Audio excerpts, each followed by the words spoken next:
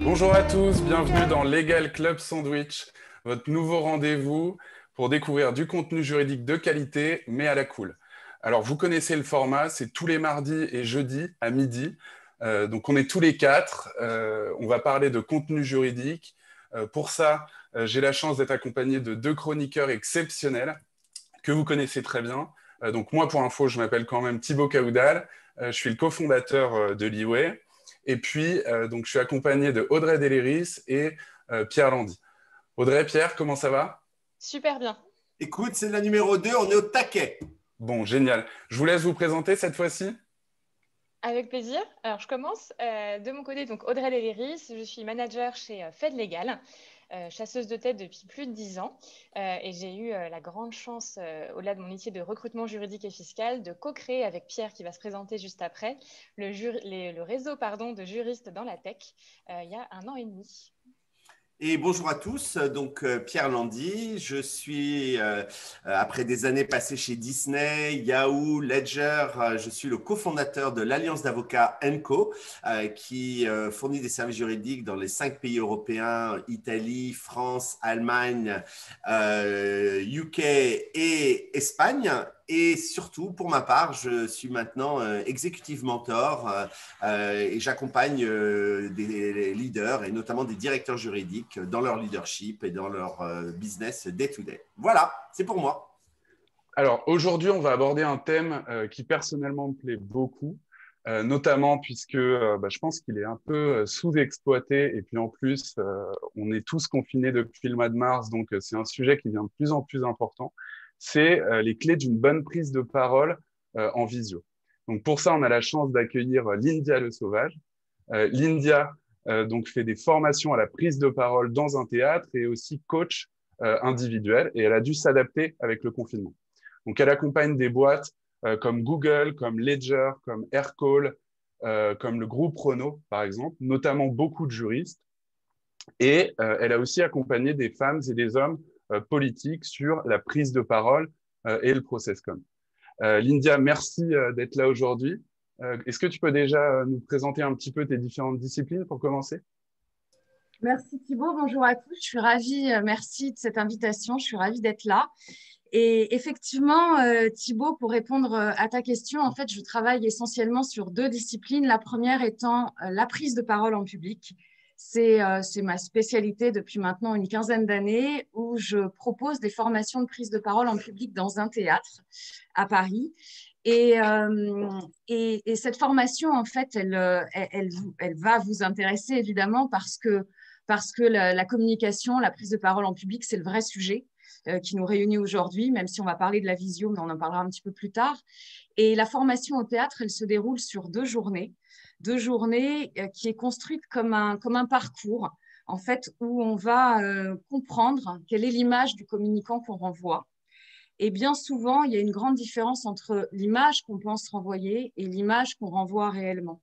Et tout le sujet de cette formation, c'est de trouver quelle est son authenticité de communicant. Et alors, ça va passer par de la vidéo, ça va passer par des débriefings, ça va passer par de la technique aussi. Et ce qui est intéressant, c'est que moi, ce qui m'importe, en tout cas, c'est de travailler avec la personnalité de chacun. Les formations, c'est 8 personnes maximum pour travailler vraiment sur l'authenticité de chacun. Je ne vais pas dire la même chose à tout le monde, ça n'aurait aucun sens, parce que vous n'êtes pas les mêmes personnes, parce que vous n'avez pas besoin des mêmes choses. Et du coup, l'idée, c'est de trouver quelle est notre patte de communicant. Et ça, c'est fondamental. Quel est votre truc à vous?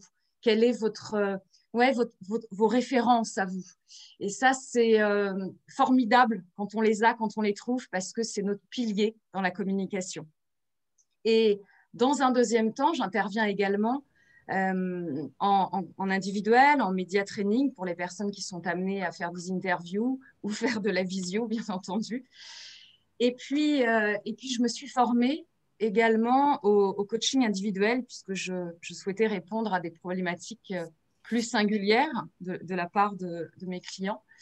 Et pour ça, j'ai découvert un outil, je me suis certifiée à un outil qui est formidable, qui s'appelle la ProcessCom et qui, au quotidien, me permet d'accompagner mes équipes et d'accompagner mes participants sur une meilleure connaissance d'eux-mêmes et toujours dans l'idée d'une meilleure communication. La ProcessCom, c'est un outil qui a été inventé dans les années 80 pour construire les équipes de la NASA. En fait, on avait besoin de comprendre qui allait bien s'entendre avec qui et qui n'allait pas s'entendre avec qui et pourquoi. Et du coup, la ProcessCom nous permet de comprendre quelle est notre structure de personnalité, quels sont nos points forts, quels sont nos besoins psychologiques, quel est le canal de communication préférentiel que l'on prend. Et du coup, c'est pour une meilleure connaissance de soi et enfin une meilleure connaissance des autres et bien sûr une meilleure communication. Donc la ProcessCom, elle me sert énormément dans mes formations au théâtre, je l'utilise beaucoup.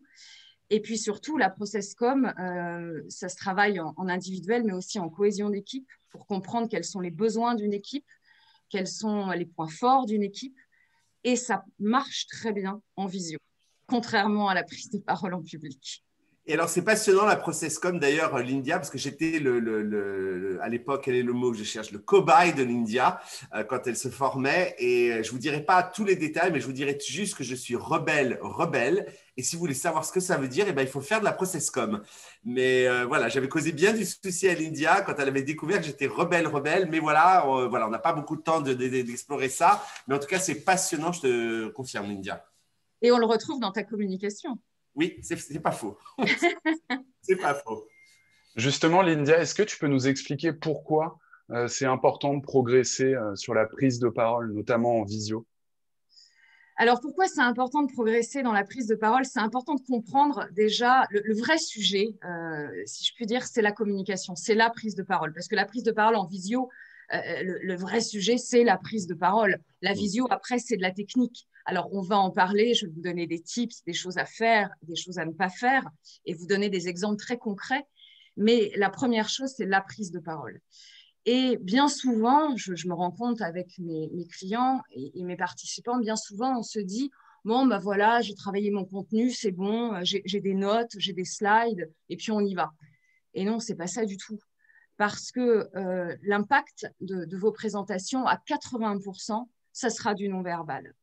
Et alors, le non-verbal, qu'est-ce que c'est? C'est l'engagement, c'est l'enthousiasme, c'est le sourire, c'est le regard, c'est la gestuelle, c'est l'interaction qu'on va créer aussi avec son public, c'est la voix, bien sûr. Est-ce que j'ai un bon débit de parole? Est-ce que j'ai une bonne articulation? Est-ce que je mets des temps de silence dans mes prises de parole? Parce que sinon, si on parle trop vite, bah, du coup, le public n'entend pas, n'a pas le temps de capter en fait, les informations que vous lui donnez. Donc, tout ça, tous ces éléments-là, en fait, sont nécessaires pour porter votre message. Le regard est fondamental. Louis Jouvet disait, c'est le regard qui porte la parole. Donc, on se rend compte à quel point, évidemment, c'est important, que ce soit dans les visios ou dans une situation en présentiel, de regarder son auditoire et surtout de s'appuyer sur son auditoire. C'est important de créer du lien. Pourquoi je prends la parole?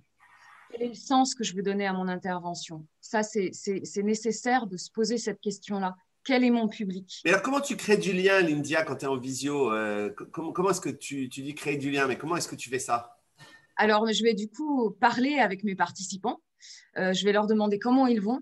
Je vais peut-être prendre un petit temps, avant même la réunion, on va prendre un petit temps pour essayer de faire parler tout le monde et savoir comment ils vont. Aujourd'hui, on est dans un monde, on est d'accord qu'on est dans un monde qui n'est pas normal. On vit depuis des mois dans un monde complètement… on est dans une absurdité totale et on a besoin d'être connecté, on a besoin de liens, on a besoin de se retrouver. Et la visio, puisqu'on ne peut pas en ce moment faire grand-chose d'autre, nous permet aussi de nous retrouver. Alors, la première chose, ça va être d'allumer sa caméra. Ça, j'y tiens, je tiens à le dire. Je vois Audrey qui accepte tout ce que je lui dis parce qu'elle a connu ce genre de problématique, mais tu vas nous en dire plus, Audrey. Mais vous voyez, j'ai une équipe de juristes avec qui je travaille beaucoup, d'un groupe. Tu es quand même la spécialiste des juristes, Lindia. C'est vrai que j'en ai beaucoup dans mon réseau. Et, De regarder ta page LinkedIn, on a l'impression que tu connais que des juristes, quoi. non, je ne connais pas que des juristes, mais j'en connais beaucoup. Et puis, j'ai la chance de travailler avec des grosses équipes juridiques. Donc, et c'est des gens que j'aime beaucoup. Voilà, j'aime beaucoup les juristes et ils le savent. Et ceux qui nous entendent, voilà, je serais ravie de vous retrouver très bientôt. Mais je crois reconnaître sur la liste certains qui ont déjà bossé avec toi, je vois. Et du coup, oui, une chose importante, je discutais avec une équipe juridique, une grosse équipe juridique, qui me disait très simplement, bah, nous, les visios, en ce moment, on se fait des codires en visio et on s'ennuie beaucoup. Ah, je dis, ah bon, mais pourquoi vous vous ennuyez? Bah, ouais, parce que c'est long, parce que c'est pas drôle, parce que tout ça. Je dis, mais vous êtes content de vous voir au moins? Vous êtes content de vous retrouver dans ce temps dédié? Et là, il me dit, ah ben non, on se voit pas, les caméras sont éteintes. Et là, je me suis dit, mais c'est pas possible, qu'est-ce qu'on me raconte? Comment ça se fait que les caméras sont éteintes? On ne fait pas de la visio avec une caméra éteinte. Ça n'a aucun sens. Donc, dans ces cas-là, on envoie un mail, mais on ne fait pas de visio. Si on fait de la visio, il faut assumer ce que c'est comme outil et il faut assumer le fait d'être vu, évidemment. Et c'est ça qui est difficile aussi, c'est accepter, apprivoiser son image. Et ça s'apprivoise, ça se travaille. On travaille l'image, on travaille la voix, on travaille son cadre, mais ça, on va en parler un petit peu plus loin tout à l'heure. Mais en tout cas, bien sûr qu'il faut allumer son écran et n'hésitez pas à le demander si ce n'est pas fait. Surtout, surtout. Ok, merci Lindia déjà pour ça. Est-ce que du coup, tu as des exemples un peu concrets de choses qu'on peut mettre en place vraiment au quotidien, là, en tant que juriste, dans les prochains jours pour améliorer tout ça? Alors, bien sûr, j'ai quelque chose de très drôle à vous partager que j'aime beaucoup parce que je l'ai trouvé ce matin complètement par hasard sur LinkedIn. Et on peut lire quelle est la durée d'attention d'une réunion sur Zoom. Alors, on va trouver que 10% du temps, ça va être de faire sortir les enfants de la chambre, du bureau. 7% du temps va être consacré à pousser le chat du clavier. 10% du temps va être consacré à… là, vous m'entendez? Vous m'entendez là, Thibaut? Tu m'entends? Oui, on t'entend bien, on t'entend bien. 13% du temps, ça va être consacré à… Et là, vous me voyez? C'est bon là, Pierre? Tu me vois? Je suis plus haute, je suis plus basse? 25% du temps, ça va être de se regarder dans le retour caméra. Et enfin, 33% du temps, ça va être regarder comment est configurée la maison de ses collègues. Du coup, si les comptes sont bons, il reste 2% pour participer réellement à une réunion. Alors, plus sérieusement, on va rentrer dans les détails pratiques et les tips que je peux vous donner. La visio, il y a de la prépa technique. Il y a de la prépa technique, c'est-à-dire qu'on va travailler son cadre, on va travailler son image. Et ça, on le fait évidemment avant même que la réunion commence. On allume son Zoom, personne ne vous verra et vous travaillez le cadre. Est-ce que c'est bien cadré? Est-ce que je ne rajoute pas un livre? Est-ce que je ne me relève pas? Alors, c'est amusant d'ailleurs, Lindia, ce que tu dis, parce que juste avant ce call, c'est exactement ce qu'on a fait tous les quatre. Et du coup, je viens d'apprendre qu'il y avait une fonctionnalité sur Zoom pour gérer la lumière. Les trois autres le connaissaient. Donc, je ne sais pas si vous le savez, on en profite. Dans paramètres vidéo, en bas à gauche, vous avez, quand vous cliquez dessus, vous avez quelque chose qui vous permet, regardez, hop, on ne voit plus rien, hop, on ne voit plus rien, on me voit, on ne voit plus rien. Voilà, donc ça, je vous le donne, c'est cadeau, je l'ai appris il y a 5 minutes grâce à Linda. Voilà, on a le droit d'arranger sa lumière, on a le droit aussi d'améliorer l'image. Et ça, c'est plutôt sympa. On l'a fait aussi avec Audrey, on l'avoue, on a amélioré notre image. Hein, Audrey? On est un peu lifté du coup à l'écran. Voilà, on est un peu lifté, on a perdu quelques années et ça nous va bien. Et donc, on travaille son image, oui, ça c'est important. Le cadre. Rouge à lèvres, toutes les deux, c'est fait exprès? Le rouge à lèvres, oui, c'est important aussi. Voilà un tip sympa pour les femmes. Il faut se maquiller sur Zoom parce que sinon, l'image, elle est triste. Il faut de la couleur, il faut se maquiller. Et les hommes aussi doivent être beaux, doivent être habillés. Aussi. Doivent être… Pardon? Si se maquiller aussi, tu nous as pas donné. Non, on va éviter surtout chez les juristes, sinon on va perdre un petit peu de crédibilité, je pense. Alors, je vais en revenir à mes techniques. Donc, le cadre, l'image, très important. On fait attention à la lumière, de ne pas être dans le noir. Moi, ça m'est arrivé de travailler en média training avec des participants qui avaient un halo de lumière derrière la tête. C'était insupportable. Donc, attention à ça. Et puis, on va travailler aussi le fond. Le fond, quel est le décor que vous voulez montrer? Alors, il faut qu'il soit sympa, qu'il soit neutre, mais plutôt sympa, plutôt, j'allais dire, un peu vivant, dans le sens où on peut avoir un tableau, une plante, on peut avoir voilà, les murs blancs et les plafonds blancs, on n'en peut plus. Donc, soyez sympa, mettez-nous un fond agréable. Et ça, je compte sur Pierre pour nous donner quelques idées à la fin de notre émission. Ensuite, une chose importante, et je sais qu'Audrey va me comprendre, c'est important, la tenue vestimentaire, elle est importante. Vous savez, au début du premier confinement, on voyait des photos très drôles sur Facebook qui circulaient, sur LinkedIn, où on voyait des hommes en chemise, en veste, et puis sous la table, on voyait des caleçons et ils n'avaient pas de chaussures. Alors, ça nous a tous fait rire, on a trouvé ça très drôle, mais dans la vraie vie, sur Zoom, il va falloir s'habiller. Ça, homme comme femme, évidemment, et s'habiller, c'est-à-dire pas être en tenue cool, de tenue de maison, détendue, parce qu'on doit travailler sur sa posture, sur son attitude. Et ça, c'est fondamental. Vous n'avez pas la même posture, la même attitude. Audrey, tu n'as pas la même posture si tu es en pyjama ou si tu es en basket que si là, tu es comme tu es aujourd'hui, c'est-à-dire habillée, maquillée, tu es apprêtée, tu t'es préparée à cette visio, tu t'es préparée à cette émission. Moi-même, je me suis préparée à cette émission, je me suis maquillée parce que sinon, c'est pas beau. J'ai mis une veste de couleur sympa. Enfin, voilà, mais ça, il y a une attitude à avoir. Ça me fait penser aussi à un juriste avec qui je travaille, un avocat, pardon, avec qui je travaille, et qui un jour m'a dit, je me sens mieux quand je porte ma robe. Alors, ma robe d'avocat, hein, je précise, Pierre. Et en fait, j'étais sûr que j'allais y avoir droit. J'étais sûr, j'assume. Je ne pouvais pas ne pas rebondir. Et il m'a dit, il se reconnaît parce que je suis sûre qu'il nous écoute, je me sens beaucoup mieux dans ma communication quand je porte ma robe au tribunal. Et effectivement, c'est une histoire d'attitude, de posture. Qu'est-ce que je renvoie aux autres? Et on n'a pas la même posture, la même aptitude quand on est habillé en working girl ou quand on est habillé en pyjama ou en pantalon un peu à la cool, en basket. C'est pas vrai. Et ça, c'est valable pour hommes et femmes. Et c'est un vrai sujet dans le monde d'aujourd'hui du télétravail où, en général, y a plein de personnes qui se disent « Oui, oh, ben, je ne m'apprête pas parce que de toute façon, on est en visio, je n'allumerai pas ma caméra et personne ne me voit. » C'est une vraie erreur. Donc, non, il faut jouer le jeu. Il y a des codes. C'est comme ça. Et puis, la première chose, c'est de vous aider, vous. En fait, ça nous permet d'être plus engagés dans notre prise de parole. Et ça fait partie aussi de l'essentiel. On s'engage. Prendre la parole, c'est prendre la parole. Vous voyez, au sens propre du terme. C'est pas anodin. C'est pas anodin d'organiser pour mes juristes une réunion. Vous avez vu, je dis mes juristes hein, parce que je me les approprie tous quand je travaille avec eux. Mais c'est pas anodin pour mes juristes de préparer une réunion sur Zoom ou de préparer une réunion tout court d'ailleurs. Ça se prépare, ça se travaille. Ça fait partie des clés fondamentales. Et il y a une chose aussi sur laquelle je ne peux pas ne pas passer, c'est on n'improvise pas sa réunion.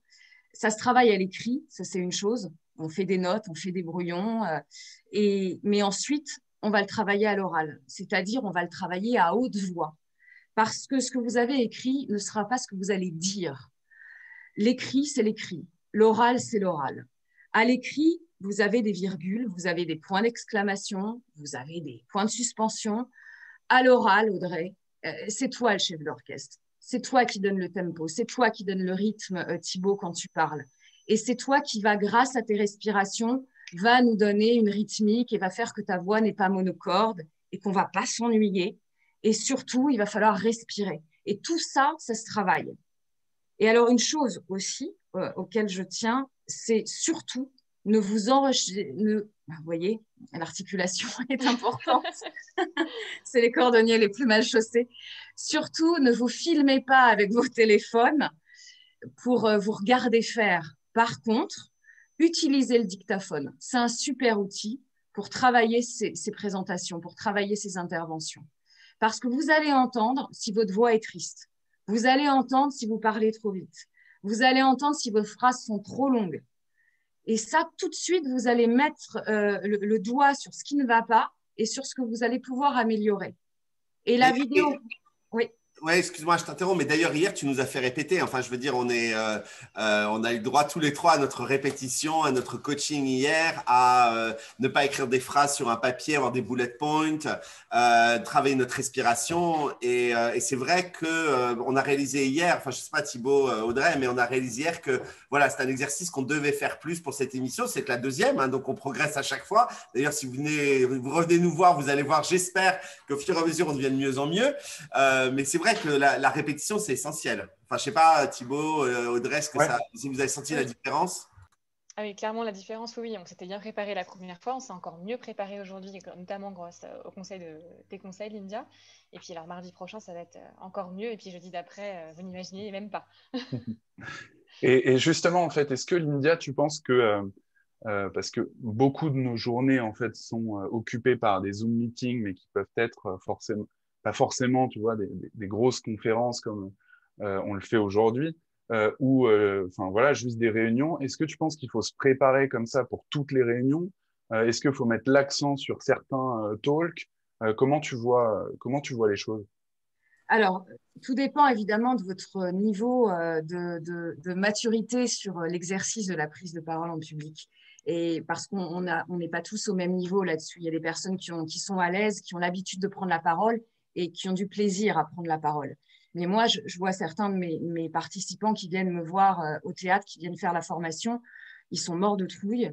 Ils ne sont pas à l'aise avec ça les paralyse. Il y a la voix, elle ne sort plus. Ils savent plus quoi faire de leurs gestes, ils me disent mais qu'est-ce que je fais de mes mains, etc. Ils sont pas du tout à l'aise. Donc la bonne nouvelle, c'est que ça se travaille, Thibaut, ça se travaille et on va aller regarder ensemble quelles sont les techniques d'un bon communicant, quels sont les fondamentaux d'une bonne communication. Alors je vous en donne quelques-uns, mais le sourire est très important. Avoir de l'engagement et du sourire quand on prend la parole, avoir envie d'être là, et c'est ce qu'on s'est dit d'ailleurs tous les quatre tout à l'heure. On oublie la technique, on oublie tout ce qu'on s'est dit, et puis on prend plaisir à animer cette émission et à imaginer qu'il y a du monde qui nous écoute et qui prend plaisir à nous entendre, surtout. Ça, c'est fondamental. Et puis tout ça se travaille, comme vous l'avez dit. Oui, on le prépare. Oui, il va falloir travailler aussi sur sa gestuelle. Ce n'est pas parce qu'on est à l'image que tout doit être figé. Sinon, ce n'est pas drôle, sinon on s'ennuie et puis ce n'est pas vivant. Donc, on n'attend que ça, en fait. On veut juste un peu de vivant. On veut des exemples, on veut des anecdotes. Et tout ça, pour que ça semble naturel, eh ben, ça se prépare. Donc, on fait des phrases courtes, Thibaut, on respire, on répète parce qu'on n'a plus aucune notion du temps. D'ailleurs, j'ai plus aucune notion du temps, mais je compte sur Pierre pour m'arrêter quand je parle. Justement, j'allais te dire, il est 12h23, donc il faut peut-être qu'on te pose la fameuse question, qu'est-ce qu'il ne faut surtout pas faire? Oui. Mais je parlais de ça parce que c'est vrai qu'on n'a plus du tout la notion du temps quand on prend la parole, et que ce soit en visio ou que ce soit en présentiel. Et c'est pour ça que le travail de répétition, il est nécessaire aussi pour gérer son timing. Voilà. Et puis, c'est rassurant, comme tu l'as dit, Audrey, bien sûr que c'était beaucoup plus rassurant de se voir hier et de faire un point sur notre émission d'aujourd'hui pour savoir qui dit quoi, pour se donner le relais, pour voilà, et puis faire un point tous les quatre, ça nous rassure, c'est un travail d'équipe aussi. Et pour rebondir sur ce que tu dis, Pierre, c'est un travail d'équipe, la communication. On n'est jamais seul à parler. Vous parlez à des gens, vous parlez à vos équipes, vous parlez à quelqu'un. Et soyez toujours en lien avec ça. Là, je suis en lien, par exemple, avec vous trois, et j'espère en lien avec d'autres personnes qui nous écoutent, mais en tout cas, je me repose sur vous. Je regarde Audrey, je regarde Pierre, je regarde Thibaut. On a démarré à 30, on est 55, donc manifestement, on est dans le lien. Bon, tant mieux. On est dans le lien, on est connecté. Mais vous voyez ça aussi, je pense que c'est un des secrets fondamentaux de la communication, c'est d'être connecté à son public. Que ce soit en présentiel, je trouve ça horrible ce mot présentiel, distanciel, mais on est obligé de les employer cette année. J'espère que ça changera, ou pas d'ailleurs, mais c'est un autre sujet. Mais en tout cas, la connexion, soyez connectés avec votre public, posez-leur cette question, comment vous allez, un petit point météo. Moi, je fais ça, par exemple, dans mes réunions en visio, je demande, ça prend 3 minutes, et vous demandez à chacun, tiens, on va se faire un petit point météo, comment ça va, Audrey, ton confinement, comment ça se passe, tu es à quel endroit? Voilà, créer du lien, de l'empathie. 30% des gens ont besoin d'empathie, c'est avec ça qu'ils voient le monde. Donc, il ne faut pas être trop dans la technique. Et ça, je parle aux juristes aussi. Attention à ne pas être trop dans la technique. Mettez un peu d'humanité dans tout ça. N'oubliez pas quel sens vous voulez donner à vos réunions. Est-ce que c'est pour motiver vos équipes? Donc, dans ces cas-là, soyez-vous engageants, soyez motivés, soyez souriants. Ne soyez pas triste quand vous prenez la parole, sinon c'est pas drôle, sinon c'est triste et puis ça nous renvoie à nous une énergie négative. Donc bien au contraire, et c'est d'autant plus fatigant sur Zoom. Après des Zooms, tout le monde l'a vécu, on est crevé. Ça demande une énergie démesurée parce que du coup, comme on n'a pas ce lien émotionnel qu'on a dans la vraie vie, bah, du coup, il faut redoubler d'énergie pour transmettre à son public, à ses auditeurs, de l'énergie. Tout ça se transmet. Exactement, ouais. Je tiens à préciser, Zoom ou autre, on n'est pas encore sponsorisé Oui, par on Zoom. est d'accord. Ça viendra peut-être. Mais c'est vrai que la fin des journées arrive, on est épuisé. Enfin, on est épuisé d'avoir été sur l'écran toute la journée et même Netflix ne te détend pas parce que c'est juste un autre écran. Donc, mais ça coûte de l'énergie. Ça coûte de l'énergie. On est créé du lien émotionnel et tout ce que les yeux ne voient pas. Là, on voit le haut du corps, on ne voit pas le reste et il nous manque des choses. On n'est pas connecté aux mêmes choses. Donc, du coup, le cerveau redouble d'efforts pour se connecter aux autres. Et ça, c'est une vérité aussi. Et ce que tu dis justement important aussi, c'est laisser un peu de place pour l'informel aussi, et pas trop, mais un petit peu quand même pour justement humaniser davantage. Je pense que tu as marqué un point hyper important là-dessus. Ouais, on en a besoin de la connexion, du lien, créer du lien, soyez à l'écoute aussi de ce qui se passe. Et je sais que Thibaut, tu me posais la question hier quand on s'est préparé, tu me disais mais qu'est-ce qu'on doit retenir en fait de tout ça? Si on doit retenir un point essentiel. Alors, je vais peut-être vous surprendre, mais je dirais que l'essentiel, c'est que la visio ne remplacera jamais le présentiel. Ça, je vous mentirais si je vous disais l'inverse et j'y crois pas. Donc, quand on retrouvera une vie à peu près normale, il va falloir retrouver des temps, des vrais temps en direct, en présentiel. En ce qui me concerne, de ma propre expérience, entre ces deux confinements, j'ai eu la chance de retrouver des participants au théâtre. Et c'était un bonheur inouï de se retrouver sur scène pour de vrai, en direct. Et d'ailleurs, j'ai eu une future magistrate qui fait la haute école de la magistrature, qui est venue participer à cette formation au théâtre. Ça date d'il y a un mois, hein, c'est tout frais. Et elle est venue faire cette formation parce qu'elle se sentait pas bonne. Elle est jeune, elle se sentait pas expérimentée à l'oral, pas solide dans ses propos, pas suffisamment impactante, un peu jeune dans tout ce qu'elle démontrait et tout ça, pas à l'aise. Et on a travaillé ce parcours pendant 2 jours ensemble avec toute une équipe. Et c'était formidable de la voir éclore, s'épanouir avec toutes ces techniques de communicant. Et à la fin de cette formation, elle m'a, je crois, fait le plus beau compliment que j'ai entendu en 15 ans. Elle m'a dit, Lyndia, j'ai fait la haute école de la magistrature et je me suis toujours interdit de me dire qu'un jour je serai procureur parce que les procureurs parlent en public et que je ne suis pas bonne là-dedans. Et donc, je pense plutôt à être juge ou à être magistrat, mais pas procureur. Et en fait, au bout de ces 2 jours, elle m'a dit, à partir de maintenant, avec tout ce que je viens de faire et tous les progrès que j'ai faits, j'ai envie d'être procureur. Et je devais devenir procureur. Et moi, je lui ai dit, écoute, c'est formidable, je te suivrai jusqu'au bout parce que j'ai très envie de travailler avec un procureur. Je travaille avec des avocats, je travaille avec des juristes, mais j'ai super envie de travailler avec un procureur. Et pour terminer, hier, quand on a fait cette prépa, elle m'a envoyé un message sans savoir du tout que j'étais en train de parler d'elle et elle m'a dit qu'elle avait eu ses écrits.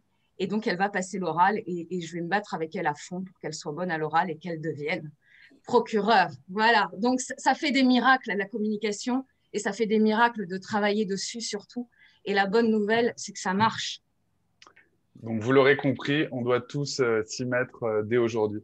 J'en profite juste avant de passer aux rubriques d'Audrey et Pierre. N'hésitez pas à poser vos questions dans la partie chat pour qu'on puisse y répondre à la fin, nous partager voilà, des demandes de conseils ou des problématiques que vous rencontrez au quotidien.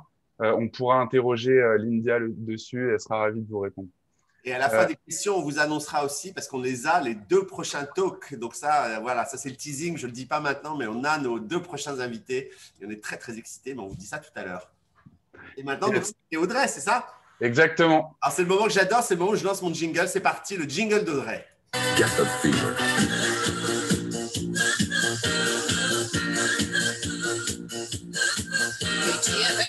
Get the Voilà. Merci Pierre.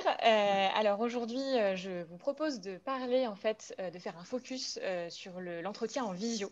Très très important, c'est devenu monnaie courante aujourd'hui. On ne passe quasiment plus d'entretien en physique. Et en tant que recruteuse, je vois beaucoup d'entre vous, beaucoup de juristes, d'avocats, du coup par écran interposé. Et là, je rejoins totalement ce que tu as dit, Lindia.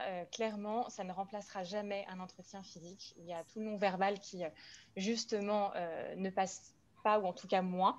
C'est pour ça que je vous encourage vraiment à recréer les conditions les plus proches d'un entretien physique. Alors, comment ça se passe? Déjà, par le cadre, comme tu le disais, Lindia, il faut rester professionnel. Donc, on évite le frigo derrière, on évite d'avoir des choses qui viendraient un petit peu polluer son discours, où on met un fond, mais ça, Pierre va vous en parler juste après. On a aussi un gros focus sur la tenue, comme tu le disais aussi, Lindia. En entretien, ça reste un entretien, c'est-à-dire qu'on reste professionnel. On s'adapte à son interlocuteur et à l'entreprise que l'on rencontre via Zoom, Skype ou autre, FaceTime, etc. Donc, forcément, on ne va pas s'habiller pareil si on rencontre un directeur juridique ou une directrice juridique du CAC 40 ou une start-up. Donc, si c'est en effet une entreprise plus traditionnelle, une banque, on met une veste. Oui, on met une veste, même à la maison. On peut peut-être même une cravate éventuellement, mais franchement, on peut l'enlever, c'est pas très très grave non plus. La veste, ça paraît assez important. Évidemment, si vous rencontrez une start-up, il ne faut pas que ce soit too much non plus. Voilà. A contrario, voilà, il ne faut pas être non plus sur-professionnel dans sa tenue non plus. Voilà, il faut rester un peu plus détendu, mais malgré tout, pro dans tous les cas. Le regard, encore une fois, parce qu'en tant que recruteuse, du coup, je rencontre beaucoup virtuellement de candidats et j'ai eu beaucoup de regards qui se perdaient au-delà de l'écran. C'est un peu déstabilisant pour moi quand on cherche à attraper justement le regard du candidat. Donc attention au regard, attention au sourire, évidemment. Il faut que vous passiez vous-même en tant que candidat un bon moment, même par écran interposé. Et si vous-même vous passez un bon moment, le recruteur passera aussi un bon moment. Donc attention à ça. Le langage, c'est pas parce qu'on est en visio qu'on doit devenir trop familier d'un seul coup. On reste dans le cas d'un entretien d'embauche, donc attention à ça. Donc tout ça pour vous dire qu'il y a quand même eu évidemment des petits couacs en tant que recruteuse. J'ai pas mal d'anecdotes à vous raconter brièvement. J'ai eu en effet le chat qui est passé devant l'écran, assez amusant mais pas pro. J'ai eu l'entretien dans une voiture totalement déstabilisant. J'ai eu le coloc ou le conjoint qui vient débarquer derrière et prendre quelque chose dans la pièce, donc pas très pro. J'ai eu aussi la personne qui va en bas de son bureau à la Défense avec le vent qui fait bouger les cheveux, une soufflerie pas possible, je n'entendais rien du tout. Et j'ai eu une cliente ce matin qui m'expliquait qu'elle avait vu des candidats durant le premier confinement qui étaient en jogging, donc évidemment des juristes, je précise, qui du coup étaient un petit peu trop dans la détente, donc attention, ça reste pro. Bref, un entretien du coup en visio reste un entretien d'embauche, donc restons professionnels, restons adaptés à l'entretien. Ne faites pas ce que vous ne feriez pas en entretien physique, c'est très important. Donc soyez impactant, convaincant, et l'idée c'est de convaincre avant tout. Pierre, à toi. Merci Audrey. Et du coup, mon jingle est différent, mais il est tout aussi fun parce que je vois que certains ont adoré ton jingle. Mais voilà, j'espère que vous allez aimer le mien aussi. C'est parti. you do.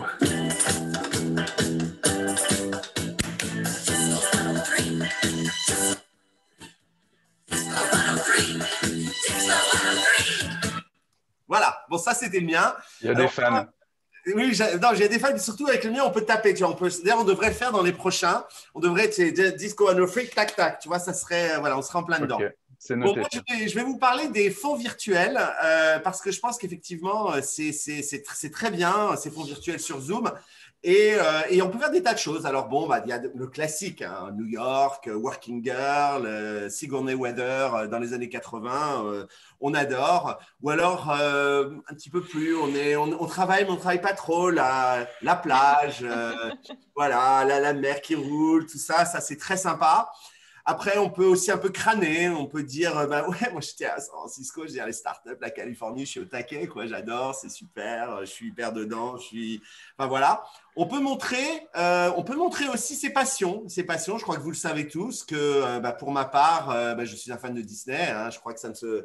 Voilà, donc on peut aller à Disney World pour expliquer que c'est en Floride ou à Disneyland, on est en Californie. Donc voilà, on peut faire ça.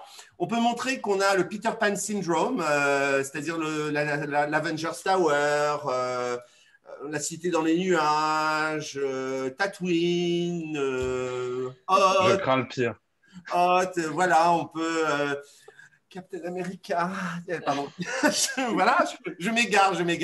Je peux vous présenter mon chien aussi, voilà, on peut montrer son chien, voilà, on peut même montrer son gamin, enfin j'en ai pas, mais j'ai pris le gamin d'une copine parce que voilà, pourquoi pas, ça fonctionne aussi, Voilà, et puis après, on peut se partir embarquer, on peut dire qu'on est au sauna, dans les toilettes. Enfin, je veux dire, c'est formidable. On peut faire une petite référence à la Carantine, par exemple. Sympa aussi la Carantine, on peut faire ça. Et puis voilà, après, il y a des idées diverses et variées qui peuvent vous venir. Merci. Comme ça vient. Non, mais parce que franchement, on peut aller loin, tu vois. Enfin, Non, mais et puis on peut se faire compris. Enfin, tu vois, c'est quoi, Thibaut? Non, je pense qu'on a compris. Too much sur les espaces virtuels? Non, c'est bien là, c'est bien. C'est bien? Bon, ok, écoute, j'arrête, j'en mets juste un dernier. Merci Pierre. Sans transition, du coup, on passe aux questions. Après ces deux rubriques exceptionnelles, vous avez vu les efforts qu'ils font pour vous. J'espère que ça vous plaît. On va monter en régime encore au fur et à mesure des talks. Il y avait une question sur la gestuelle, Lyndia, que j'ai trouvé très intéressante. Est-ce que on peut aussi faire des choses au niveau de la gestuelle au-delà de la préparation? On a beaucoup parlé de la préparation, du cadre, de la technique. Est-ce que sur la gestuelle, on peut faire quelque chose? Oui, tout à fait. La gestuelle, il ne faut pas que l'image elle soit trop figée. Et en général, alors j'espère qu'on a donné le bon exemple, je ne suis pas si sûre que ça, mais il faut, là, comme je suis en train de le faire, mais évidemment, ça fait un peu beaucoup, mais en tout cas, il faut pouvoir montrer ses mains et ne pas hésiter à souligner certains propos avec sa gestuelle. Il ne faut pas que ce soit omniprésent, parce que sinon, ça parasite le message, bien entendu, mais il ne faut pas être figé, ne pas bouger comme ça parce qu'on est derrière son écran. C'est pas naturel. Il faut réussir à trouver son naturel et l'image est importante, le cadrage est important pour ça. Ne pas avoir une image ne pas avoir juste le visage à l'écran et au moins avoir le haut du corps. Du coup, ça rend les choses un peu plus vivantes, bien sûr. Merci Aurélie pour cette question. On a aussi une question donc de Julie qui, elle, nous demande si justement la préparation casse pas un petit peu la fluidité et le naturel des échanges qu'on peut avoir. En gros, quel est le juste milieu entre se dire, bon, est-ce qu'on apprend tout par cœur ou est-ce que non, on laisse libre cours un peu à l'instant? Qu'est-ce que tu en penses? Alors, surtout, on n'apprend pas par cœur. Surtout, c'est une interdiction absolue. En tout cas, ça, c'est les conseils que je donne. Apprendre par cœur, c'est très compliqué. Et puis surtout, c'est un autre métier. Ça appartient au métier d'acteur et c'est un autre métier. Et pour un communicant, apprendre par cœur, c'est une véritable erreur. Et j'insiste évidemment parce que j'ai des clients qui le font et je leur dis d'arrêter tout de suite. C'est vraiment le meilleur moyen de se prendre les pieds dans le tapis. Pourquoi? Parce que déjà, on va l'entendre, que vous êtes en train de réciter quelque chose. C'est insupportable, ça rend les choses scolaires. Et c'est tout ce qu'on déteste dans la communication. Mais surtout parce que vous allez oublier un mot. Et alors là, c'est le petit grain de sable. Et du coup, vous perdez absolument toute confiance en vous. Donc, apprendre par cœur, ça n'a aucun intérêt dans la prise de parole, dans la visio encore moins. Et bien sûr qu'on travaille les éléments de langage qu'on va donner, qu'on va transmettre. On travaille son contenu. Mais c'est grâce à cette préparation qu'on va avoir après un vrai naturel. On a préparé cette émission et j'espère que ça ne se voit pas. Le but, c'est que ça ne se voit pas, évidemment. Et c'est de rester spontané, naturel et répondre à ces questions et passer un bon moment. Mais moi, je passe un bon moment avec vous parce que je connais mon sujet et je sais comment je vais parler. Je t'interromps, tu avais donné un super truc parce que nous avait tendance effectivement à préparer. On prépare, c'est quand même nouveau pour nous tous. Donc, on a faisait des phrases et tu as dit fais des bullet points. C'est-à-dire que, tu vois, au lieu d'écrire des phrases, c'est d'écrire tes idées en style sténographique. Du coup, tu as ton support, tu as préparé, mais tu n'as pas fait les phrases. Et ça, je trouve que c'est un super type. Oui, bien sûr. Des bullet points. Et alors, en visio, vous pouvez très bien les planquer sur un post-it à côté. Vous pouvez très bien voilà, faire votre petit décor que personne ne verra, écrit en gros pour pas que vous soyez comme ça sur l'écran. Et voilà, mais ça, c'est votre petite recette personnelle qui va vous rassurer, c'est possible, mais surtout pas des phrases. Déjà, vous n'aurez pas le temps de les lire et sinon, vous allez être dans la lecture. Donc ça serait une erreur. Et encore une fois, concernant la spontanéité et le naturel, c'est la plus difficile des choses à travailler. Et pour ça, il faut le travailler en amont. Ouais. Moi, je voulais répondre à une question de Carole que tu as passée et que je trouvais vachement intéressante. Et je pense que c'est plus une question de leadership qu'une question de prise de parole publique. Donc, je vais la prendre si tu me permets, Lindia. Carole nous dit, dans des réunions telles que le CODIR, voilà, on n'autorise pas parce que le support informatique a dit que ce n'était pas possible, etc. Ok, moi je pense, Carole, que tu devrais quand même porter la question ouvertement, c'est-à-dire talk about the elephant in the room, en disant ouvertement au CODIR, est-ce que vous croyez réellement qu'on a une réunion intéressante, productive en coupant la visio? Est-ce qu'on peut se poser la question? Et notamment dire qui fait autre chose pendant ces CODIR parce qu'on sait qu'on n'a pas la caméra allumée. Et donc, prendre une position de leadership et mettre le CODIR face à cette question. J'entends bien le truc du service informatique, mais on parle du CODIR, c'est-à-dire on parle de l'organe le plus important de la boîte qui va faire prendre des décisions qui vont impacter cette entreprise. J'avoue que l'argument de dire il n'y a pas assez de bandes passantes pour ça prend trop de bandes passantes de faire de la visio pour un CODIR me paraît absurde et je pense que du coup le juriste qui doit être un trusted advisor, hein, pour ceux qui travaillent avec moi ils le savent, le conseiller de confiance doit ne pas hésiter à aborder le CEO et lui dire est-ce que tu crois vraiment que le CODIR ne doit pas utiliser la caméra, etc. Et donc de poser cette question et que vous en discutiez entre vous ouvertement. Voilà. Je crois qu'il y avait une autre question, Thibaut. Oui, il y a une question de… Oh, vas-y, je t'en prie. Pardon, très rapidement, ce que tu disais, Lindia, c'est par rapport aussi à la spontanéité. Même si on sait ce qu'on va dire, l'avantage d'être aussi spontané et de laisser place un petit peu à un petit peu d'imprévu ou en tout cas de naturel, c'est que ça nous permet aussi d'écouter en fait son interlocuteur quand il y a un échange. Et ça, je le vois en entretien, quand les candidats en fait, et c'est valable pour une présentation, ont trop appris, en fait, on oublie d'écouter les personnes qui sont de côté de l'écran. Donc c'est vraiment important, vraiment important. L'écoute, c'est essentiel. J'en parlais récemment à un ami. En entretien, l'écoute, c'est la clé du succès. Exactement. On a une autre question de Christelle sur la capacité en fait à capter le regard de son interlocuteur. Lindia, tu as des idées là-dessus? Alors là, on parle toujours en visio? Ouais, toujours en visio. Ouais. Alors, mais déjà, en fait, il faut se reposer sur… Là, par exemple, moi, je me repose en permanence sur Audrey, sur toi, Thibaut, et sur toi, Pierre. Je me repose en permanence sur vous trois parce que c'est ça ma connexion avec vous, c'est ça mon lien avec vous. Je ne parle pas à mon petit point de caméra qui est là et qui m'insupporte. Vous êtes d'accord? Moi, ce qui m'intéresse, c'est vous. C'est voir Pierre qui sourit parce que je dis quelque chose qui fait écho chez lui. C'est voir Thibaut qui est OK parce que je prends peut-être un peu plus de temps que ce qu'il avait prévu. Enfin, mais du coup, je suis en lien avec vous. Et ça, c'est super agréable. Et c'est ce qu'on fait d'ailleurs en présentiel également. C'est se reposer en permanence sur son public. C'est créer du lien. Je parle toujours d'un fil transparent qui me relie à Audrey, qui me relie à Thibaut, qui me relie à Pierre. Et en permanence, je vais jouer avec.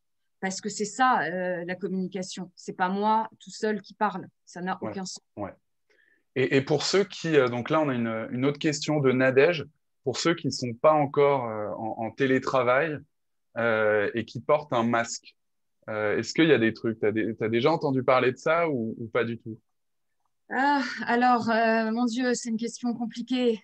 Porter un masque, communiquer, porter un masque, ça m'est arrivé il y a 3 semaines de devoir faire une formation avec le masque. Tu as adoré d'ailleurs. Pardon? Si tu as adoré d'ailleurs. Ça a été terrible. Ça a été terrible parce que le non-verbal est tellement important, les expressions sont tellement importantes que du coup, on est doublement puni. Alors, s'il y a les règles de distanciation possibles, il vaut mieux être à 2 mètres l'un de l'autre et de pouvoir retirer son masque pour parler. Mais ça, après, attention, je suis avec le juridique, donc je ne veux pas dire des choses interdites. Mais c'est très compliqué. Là, je ne sais pas quoi vous dire avec le masque. C'est un peu le retour au cinéma muet, il faut en faire des caisses avec les yeux. C'est vrai que c'est pas idéal, quoi. Hein. Voilà, sourire avec le masque, c'est compliqué, on y arrive un peu, mais ça, on redouble d'efforts et ça va tellement à l'encontre de tout notre sujet je lui souhaite bonne chance. Et surtout que pour ceux qui connaissent Nadège, qui est exceptionnel, qui a une bonne humeur, un sourire, et je te laisse préparer la fin parce que je vois qu'il est 45, ça doit être compliqué Nadège, donc j'espère que tu trouveras des solutions pour éviter ça parce que voilà, cacher ta bonne humeur derrière un masque, c'est vraiment un crime de lèse-majesté. Qu'elle prenne de la distance avec son auditoire pour pouvoir retirer son masque, si c'est possible. Ouais. Bon, en tout cas, merci pour toutes ces réponses, Lyndia. Merci à tous les auditeurs pour vos questions. La semaine prochaine, bon, ça a l'air de vous plaire hein, ce qu'on est en train de faire, donc on va continuer encore un peu. La semaine prochaine, on accueille deux personnes encore exceptionnelles. Il y a Marie Potel-Saville qui vient nous parler de legal design mardi et notamment en période de surcharge d'informations, comment créer de l'impact. Donc ça, normalement, ça va être top. Et puis jeudi, on aura Émilie Le Tocard-Calam qui vient nous parler de LegalOps et notamment par où commencer. LegalOps, un sujet qu'on entend un peu partout. Voilà, comment on va pouvoir gérer ça. Et donc, n'hésitez pas à en parler. Alors, beaucoup m'ont demandé l'adresse de Lyndia. Je l'ai mis dans le commentaire. Mais sinon, vous me contactez. Je vous mettrai en rapport avec Lyndia. Mais voilà, les coordonnées de Lyndia sont dans le chat. Et surtout, parlez autour de vous. Pour l'instant, on est en moyenne 50. Évidemment, à la fin du confinement, parce qu'on a transformé ce confinement en truc positif, on veut être 100, 200, tous les juristes dans Legal Club Sandwich. Voilà. Donc, à mardi, les amis. À mardi.